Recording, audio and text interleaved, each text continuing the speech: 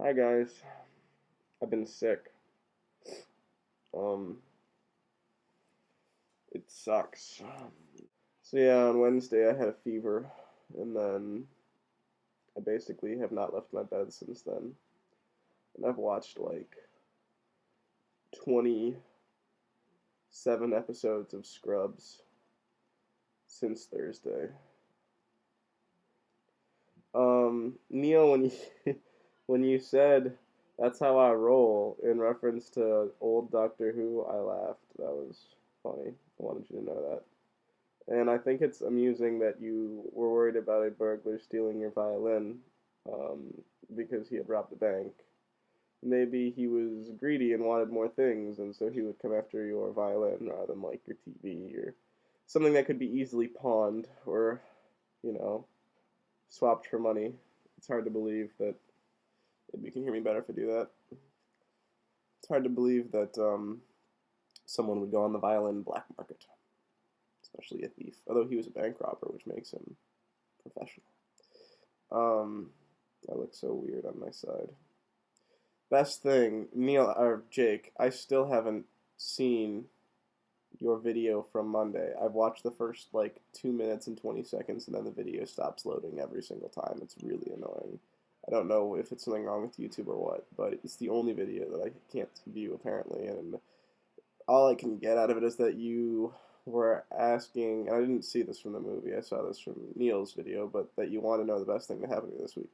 Probably the best thing that happened to me was my girlfriend took care of me these past few days while I've been sick, which was really sweet of her. She made me soup and came and visited and babied me, which was very nice.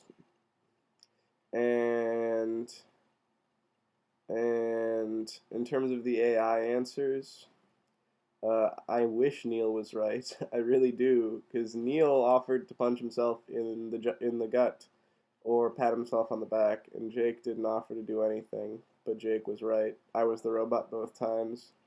Sorry, Neil. I totally don't expect you to punch yourself in the gut, but if you want to, that's your call.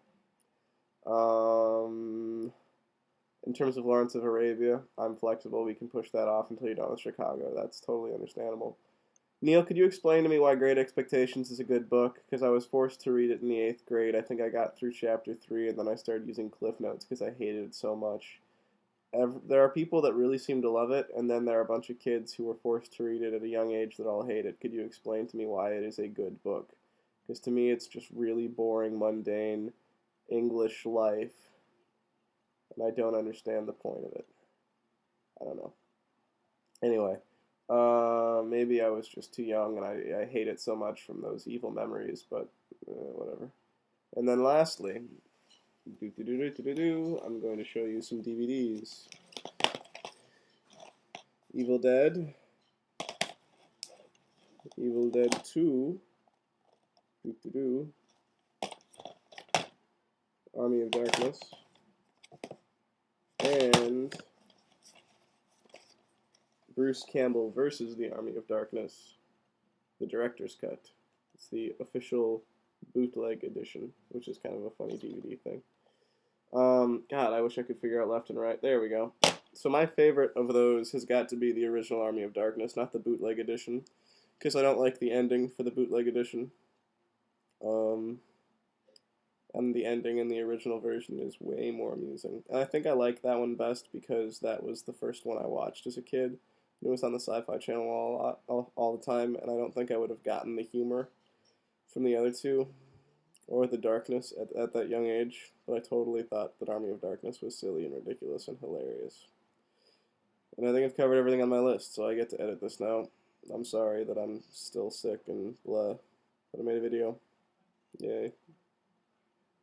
Bye.